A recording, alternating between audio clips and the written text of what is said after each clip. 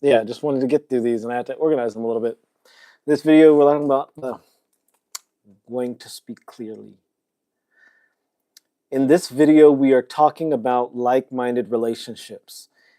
I'm going to talk about seeking like-minded relationships and allowing God to remove toxic people from your life. Now, I already put a video out about removing toxic people from your life, letting God do that. God's going to do it anyway. If you are moving in a direction like this, whatever is over here will just by nature no longer be a part of your experience. So if you're moving in the direction of a life of perfection, like a life that works, perfection is a hard term because everybody, has their own idea of what's ideal.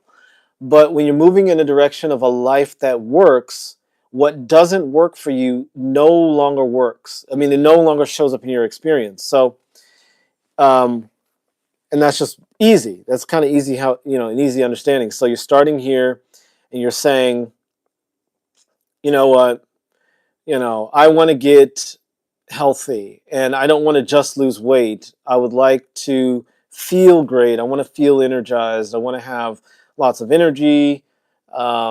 I want to have clear skin. I'd like to be muscular as opposed to flabby, right? And so that's over here.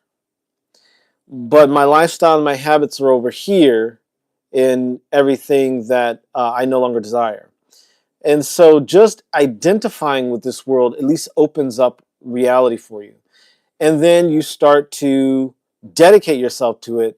The way you dedicate yourself to it is by knowing it already exists. It's already real. Like Jesus said in Mark 11:24, whatever things you desire when you pray, believe you receive them. Believe that you receive them and you shall have them. So that means that if you know it's already true, you've opened up the portal. And so now this life over here that is a representation of health for you is a life that's open to you now.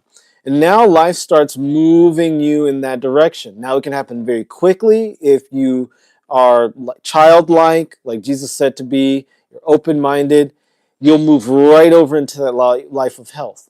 Part of that process will be connecting with friendships, with relationships, with coaches, with people that are mentors that will help you get there. Looking for them from this mindset over here of being overweight or being unhealthy or being sick all the time is not going to help you to find what you're looking for. But if you say, I am already healthy and genuinely, like that there is a timeline where you are healthy, you're muscular, you don't get sick all the time, then you've opened up the portal for yourself. And the wisdom from this lifestyle of health and all that stuff begins to filter wisdom into you. It gets to filter into your life. And so like-minded relationships are a real big part of that, because getting with people of like mind means that you're opening even more opportunities for yourself to connect with what you want in life. And it's so amazing when that happens. Miracles happen, magic happens, enchantment happens. That's just how life flows. Hello, everyone that's joining. Elvira Sanchez, or Elvira. Fire VR03, hello and hi. Thank you and welcome to the conversation. Talking about like-minded relationships. If there's something you want in your life and you're noticing that it's not unfolding, first of all, look in the mirror. But before anything, just look in the mirror and say, okay, what am I doing to keep myself here? Okay? How am I thinking? How am I feeling? And more importantly, how do I see myself? If you see yourself, going back to the analogy I had earlier of the unhealthy person, and you call yourself unhealthy, like it says in Mark 11:23, whatever you say out of your mouth and believe fully in your heart is done. That's why you should never talk bad about yourself. Never tear yourself down verbally. If you can, and if you're feeling negative thoughts inside of your head or in your heart about who you are as a person, you have to find a way to get around people or expose yourself to information or experiences that increase your awareness of the good, the positive, the desirable, the affirmative in your life. And so that's why it's so important to get in like-minded relationships. And we'll get right into that. But I'm going to check in on the Teresa Lawrence. What's your home address? Oh, goodness. My home address is none of your business. All right, let's get him back to it. So seek like-minded relationships. In Proverbs 13, verse 20, it says, He who walks with wise men becomes wise, but the companion of fools will suffer harm. Now, all you're doing when you're spending time with fools, with people that are in a lifestyle that does not match where you want to go, is that you're matching with their energy, and their energy becomes interwoven into yours, and then you start to live a life that is a melding of those things. If you want to get out of the fools and things like that, all you do is redirect your energy away from that. God always removes negative things from our life, from second to second to second to second. That is what source code is all about. It's about harmony. It's about simplicity. It's about pulling things together. Why is beauty beauty? Because beauty is simple. Ugliness is complex. It's chaotic. It's you know? And so that's why we're drawn to beauty. The law of life, the law of the universe is beauty. It's not, I don't know, it's beauty and order. Beauty, order, harmony. Those are the three laws of life. Throughout the universe, you find beauty, order, and harmony. Our scientists are just like our theologians. They've used the truth of life, the laws of life, to kind of lock people in insanity. Religious people believe that there's a God above them judging them and telling them they're bad and wrong. So they go and try and do all their sins in secret, hidden places as if God can't see them. And then the scientists tell us, well, the universe is a chaotic and frightening place. Entropy is a real thing, but they don't really understand what that means. Life is harmonious. Life is beautiful. Life is ordered. There's a supreme law, there's supreme order in the universe. And when we align with that, you start to see that your life starts to function. And the only reason that toxic people can stay in your life, the only reason that disease or harm or poverty can stay in your life is because you identify yourself with that. And instead of coming back over here from my analogy earlier, into a life of prosperity and beauty and harmony and health and all that other great stuff, pleasure, you identify yourself with everything opposite to those things.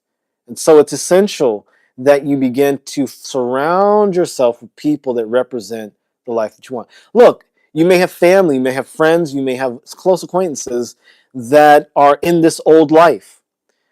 All you have to do is start to set aside dedicated time daily to a better life, a better social setting, okay? And so you can connect with people that are successful in your industry. YouTube it. Boom, boom, boom, boom, boom. Find the most successful people. If you want to be a comedian, look up the most successful comedians. Look at their interviews. Watch that over and over and over and over and over and over again. Allow that to bombard you. Play it while you're going to sleep. Listen to their words, because in that way you are putting them inside your inner circle. Instead of spending 20 extra minutes with your gossipy friend who's a loser, what you do, and there's nothing wrong with gossiping with people. I mean, there's just the energy is lower than people that are edifying. But what instead you would do is say, hey, look, I love you, my friend.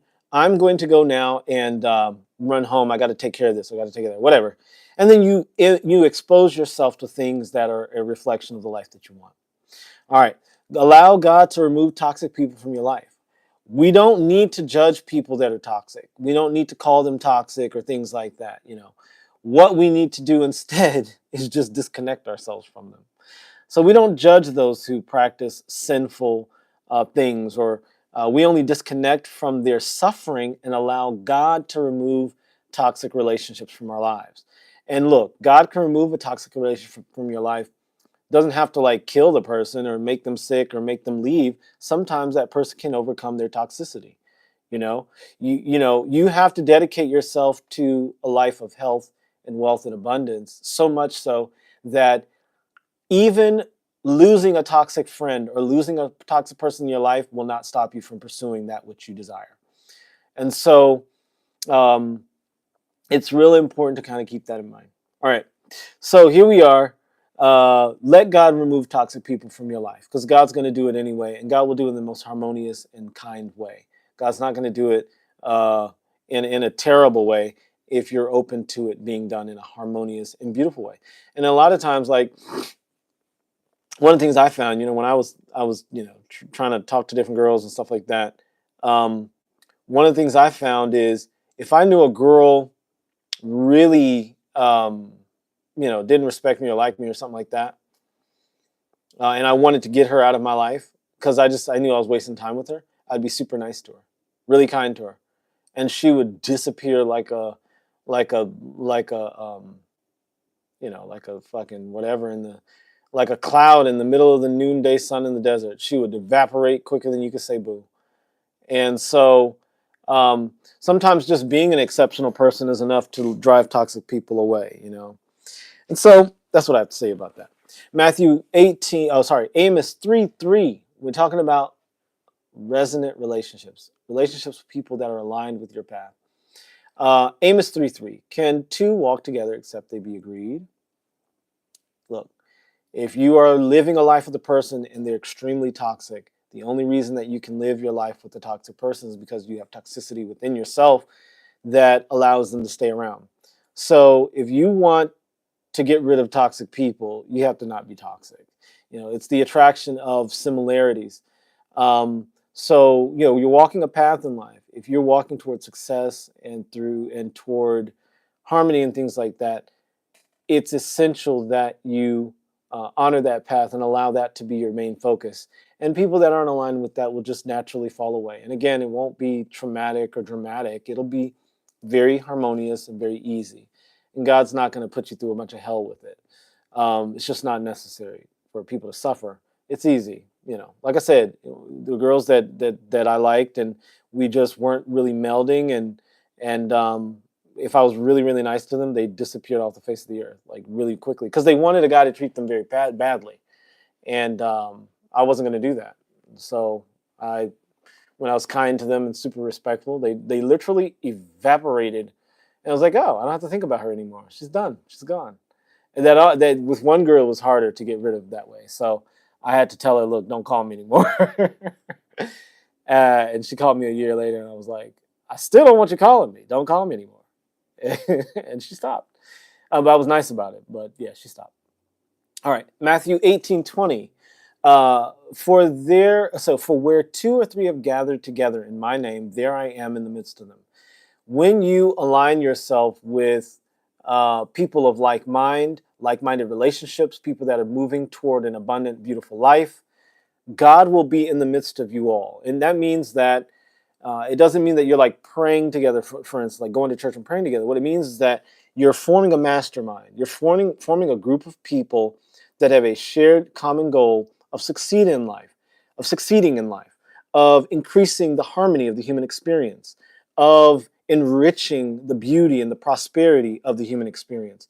And when you share that common goal, you'll notice that it'll be easier for you to get there. You'll get there quicker, and you'll have a really great time. Look, I've noticed that there are people that I connected in my life when I made certain decisions about how I wanted to live.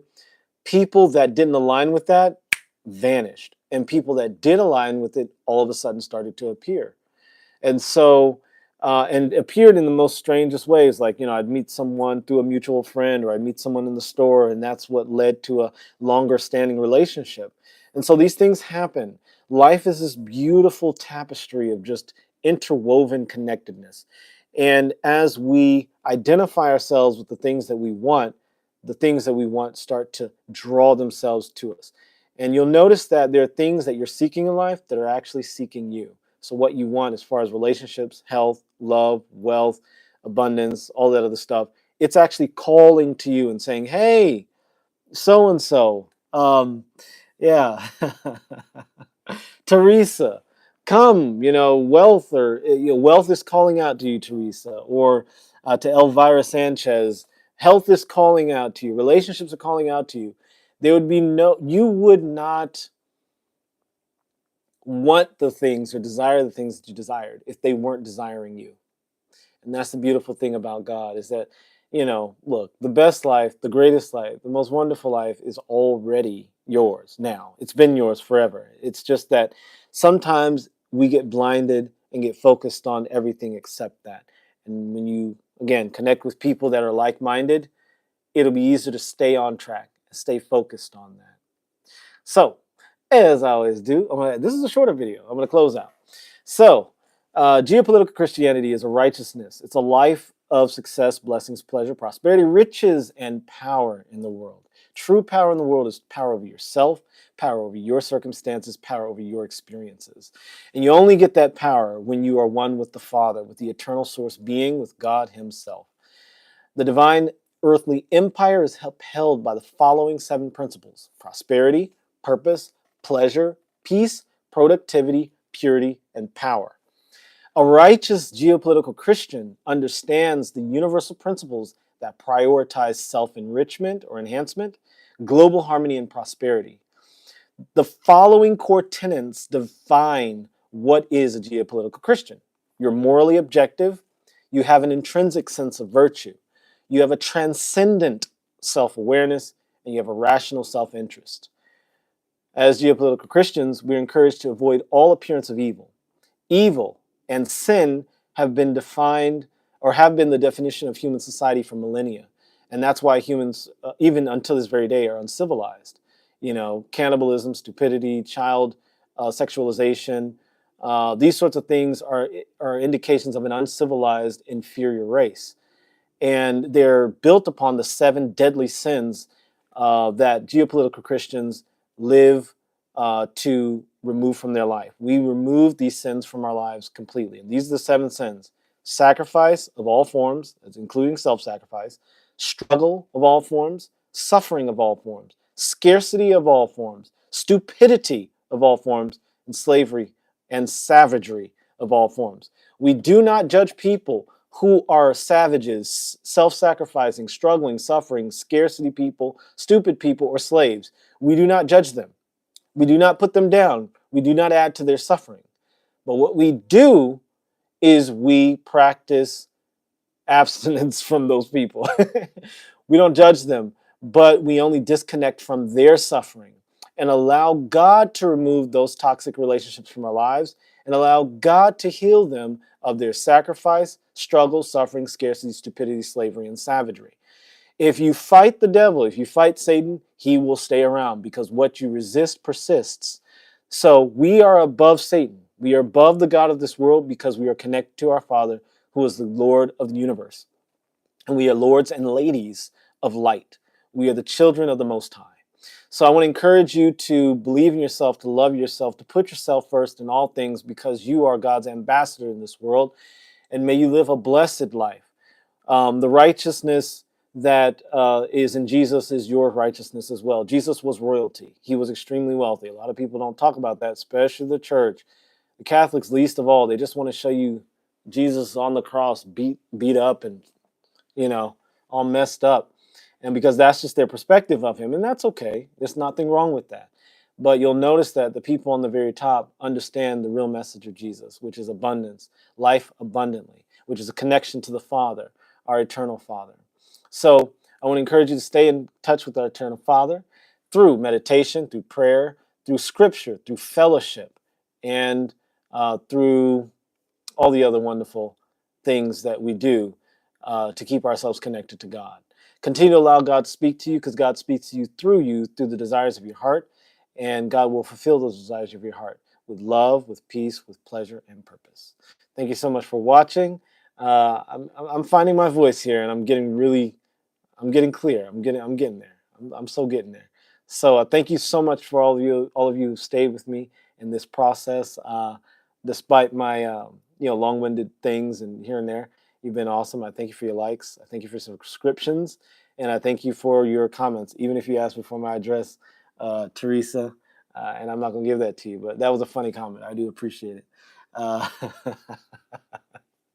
Uh, listen, God bless you all. And thank you for whoever's in the chat room right now. Thank you so much for watching. I want to send you prosperity, pleasure, purpose, peace, power, and plenty. Enjoy the rest of your night. Is it Sabbath for the Jews? I think it is Sabbath. Yeah. I grew up on the Jewish Sabbath, so it is the Sabbath. So happy Sabbath. Shabbat Shalom. God bless you all. Bye-bye.